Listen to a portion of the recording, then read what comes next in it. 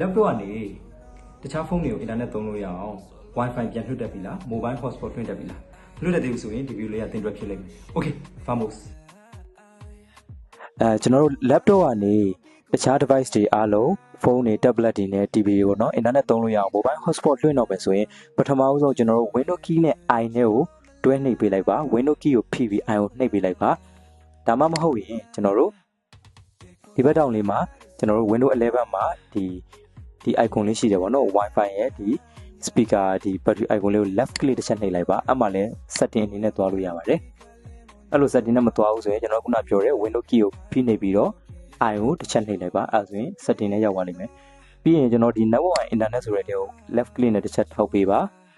ထောက်ပေးပြီးကျွန်တော်ဒီမှာ mobile hotspot ဆိုတဲ့ဟာလေးရှိရပေါ့နော် share your internet connection ဆိုတဲ့ဟာအဲ့ဒါလေးကိုတစ်ချက် on လေးတစ်ချက်နှိပ်ပေးမယ်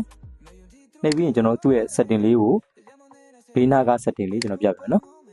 သူ့ရဲ့ on ပြီးသွားပြီokay ကျွန်တော်မ on ခင်ဘေးနားမှာဒီမြားလေးရှိရပေါ့နော်အဲ့မြားလေးကို left click တစ်ချက်နှိပ်ပေးပါ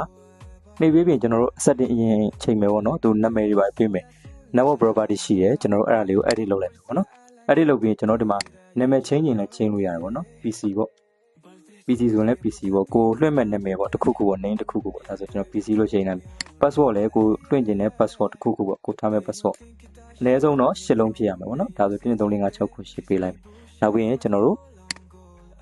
ဒါကြတော့ကျွန်တော် speed ရွေးတာပေါ့နော် 5GHz ဖြစ်ဖြစ် 2.4 ဖြစ်ဖြစ်ကြာကျွန်တော်တို့အဲ့ဒါကကြတော့ကြိုက်တဲ့ဟာရွေးလိုက်လို့ရတယ်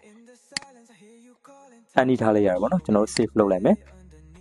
save လုပ်ပြီးရင်ကျွန်တော်တို့ခုနဟာလေးကို mobile hotspot လေးကိုအပေါ်မှာ on လိုက်မယ် on လိုက်မယ်ဆိုရင်ကျွန်တော်တို့ဖုန်းကတစ်ဆင့်ပြန်ရှာတဲ့အခါကျရင်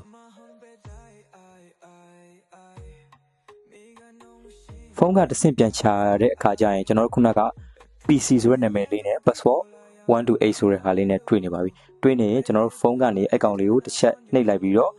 Wi-Fi နဲ့ချိတ်သလိုပဲချိတ်ဆက်လို့ရပါပြီ Okay ဒီဗီဒီယိုလေးကတော့မသိရလူတွေတော့အသုံးဝင်မယ်လို့ကျွန်တော်မျှော်လင့်ပါတယ်အဲ့ဒါကြောင့်လည်းကျွန်တော် computer tips and trick ဗီဒီယိုလေးကိုဇာတ်တိုက်လုပ်ပေးနေတာဖြစ်ပါတယ် Okay ကျွန်တော်ဗီဒီယိုလေးအသုံးဝင်မယ်ဆိုရင်အသုံးတည့်ရဆိုရင် like and follow လုပ်လို့ရပါတယ် Okay အားလုံးကျေးဇူးအများကြီးတင်ပါတယ်ဒီထက်ပိုကောင်းတဲ့ဗီဒီယိုနဲ့ပြန်လည်ဆုံတွေ့ကြမယ်